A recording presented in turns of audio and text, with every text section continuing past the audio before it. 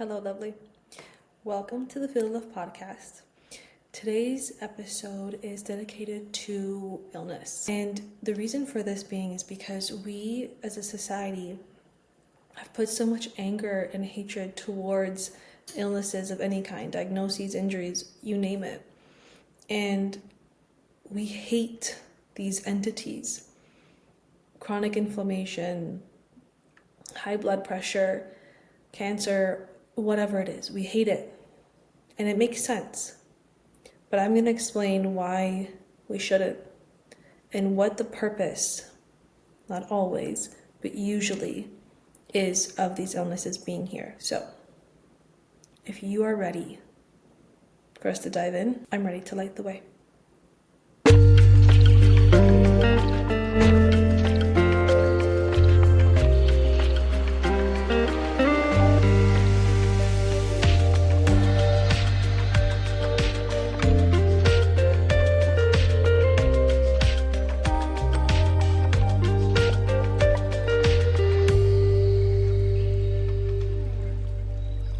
Body expresses what the mind suppresses. And what that means is when we contain energy in us by repressing it, ignoring it, knowing it's there but not really doing anything about it, it's got to go somewhere. It needs to be expressed, it needs to be processed. And if it's not being processed, it sits within us, rotting. And that sounds probably really gross, and that's okay, because it kind of is.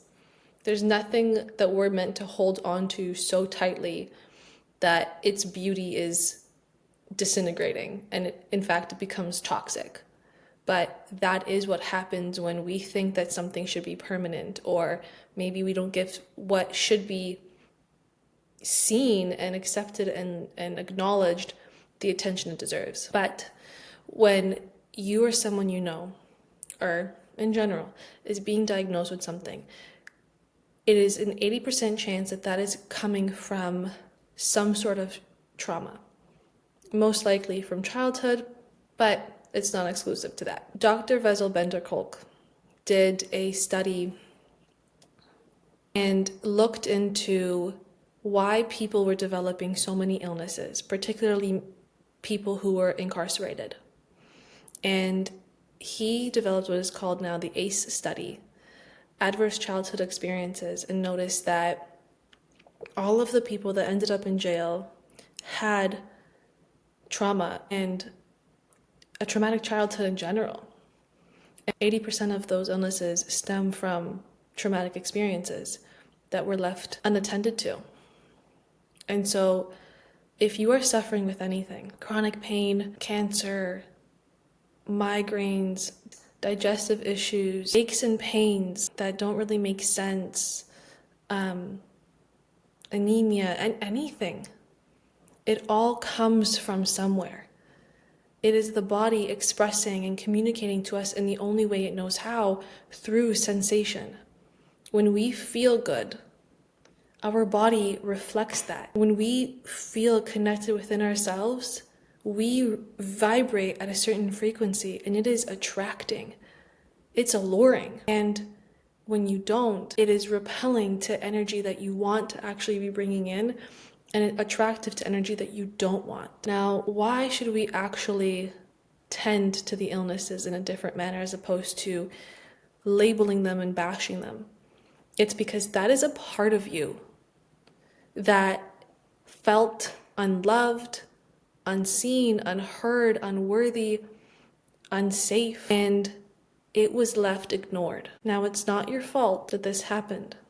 No one really taught us how to be human and how to feel our feelings and how to express ourselves. And when self-expression was detrimental to our well-being, it made us a threat because it made us vulnerable. Why would you want to do that at any point in your life afterwards? Or why wouldn't you be picky about who you express yourself with? It makes sense. However, it is a part of you that needed to be seen, but was left. It started to rot, and it turns into whatever. A heart condition, thyroid issues, cysts, irregular periods, erectile dysfunction.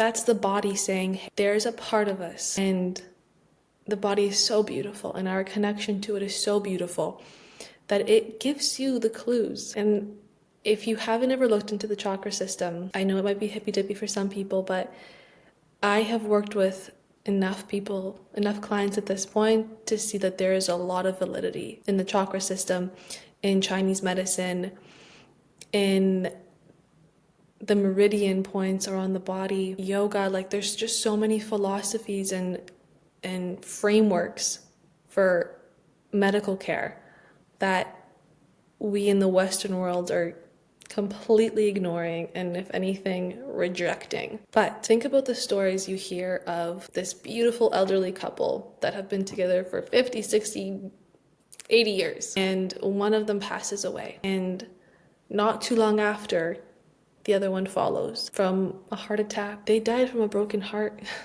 That was literally the clue. This is where their energy stopped. It stopped within the heart center. It could not move through and be expressed, be shared, be released, be fully experienced. Because our body is a vessel through which we experience life. It's not something that we should be taking for granted. It's not us. It's a part of us. It's in union with our soul and our mind and our ability to love, but it is separate from us. That's why when we die, we are still separate. Our life leaves the body. It's not one, but it does work in unison. And when you are struggling, fearful of some big milestone coming up, maybe a test, maybe a graduation, maybe public speaking, maybe you want to propose to someone and your belly hurts. This area, if we look at the belly, is the solar plexus, associated with purpose and power and self-esteem and self-worth. It's the action energy that moves us forward. And when we feel unworthy, incapable, we lack confidence, we don't have a life purpose that we feel truly aligned with, you'll notice, whether it's yourself or someone else, that area isn't going to be in tip-top shape. Maybe through digestive issues, maybe through weight gain, maybe through bowel movement irregularity, maybe eating too much, not eating enough. And each part in the body is communicating to you in the only ways it knows how, in sensation. So I want you to reflect and ask yourself, how do I feel in every part of my body? Your legs, your knees, do they feel like they're being tended to, or are they achy? Is your sense of stability kind of off? Maybe you don't feel very grounded. Maybe your financial situation isn't all that awesome. Maybe life at home with the family isn't awesome. Or maybe it is, and you feel like you're flying and everything's great. Do you suffer with a lot of throat stuff? Sore throats, jaw pain, thyroid issues? If so, this is a reflection of our self-expression, our ability to speak up, to feel heard, to be authentic. If you struggle with any of the above, this area is going to be particularly affected. Now, I will definitely go into more detail on each of the chakras and how they're associated with illness and wellness, but be mindful of the illnesses that may have shown up for you or someone else. They're not here as something that we're meant to hate, because time and time again, people will get a surgery, will do something, that's gone, great, okay, now suddenly something else arises. Well, yeah, because the issue is not that thing. It was the reason for it being there in the first place. That's why after high blood pressure, people will also develop things like diabetes and migraines, then a heart condition, then there's a heart attack, and all these medications being taken care of. Yeah, well, the root for why all of these things have grown is not being plucked, is not being noticed. And energy cannot be destroyed, it can only be transformed. So we can't take out that energy. We just took out the manifestation, the symptomology of how it's communicating to you, but we haven't actually cleansed you of what is causing this pain. And until you do that, your body will continue to scream at you. So please, hear the whispers first. The whisper of, I need to rest. I don't like this person. I love this person. I want to be closer with them and closer and be with them every day. And not be afraid to pursue them. Maybe I'm hungry. Maybe I'm not. Maybe I need to honor that I'm nourished and not overindulge. Listen to the whispers. And this is where self-connection, self-reflection, and just truly me time is so important, because the universe, our intuition is silent. It doesn't demand attention. It's purity. It's beautiful. The ego demands attention, so that's what's loud. But the soul is quiet. It's peaceful. That's why when you're doing something that makes you happy, you feel at peace. You feel free, because that's your truth. Now, if we are ignoring this beautiful inner voice, then the body, which serves as this home, as our kingdom, queendom, our barrier, it's kind of like the bodyguard of this beautiful light. And it steps in and it's like, you're not listening to that precious, beautiful thing on the inside, to yourself, and I'm not okay with it. Go to bed. Drink some water. Stop smoking. Eat your vegetables. Whatever. And you're not listening. So it starts getting pretty mad. And you're suddenly having low energy and sleep problems and maybe acne and aches and pains, and suddenly you're going to the gym and there's like injury after injury after injury happening. Body's like, I told you. You're ignoring her or him or them. You deserve the love that you didn't get. You deserve the love that you give others. You deserve the love that you want. Because you are love. You're everything.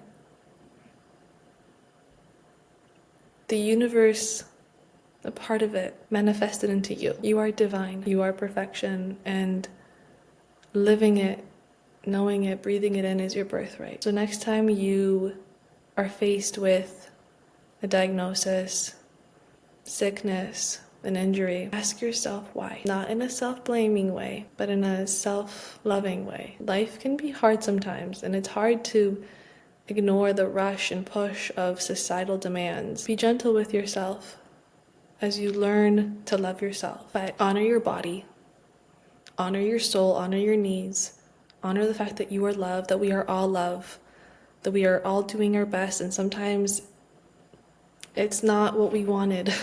That's okay. But what we're all here for is really just to walk each other home. How beautiful is that? We're all just walking each other home. We are home because we are one. Let me know how this episode resonated with you, how you feel, what you thought. Do you agree? Do you disagree? Would you like to know more? I'll talk to you soon. Have a lovely day.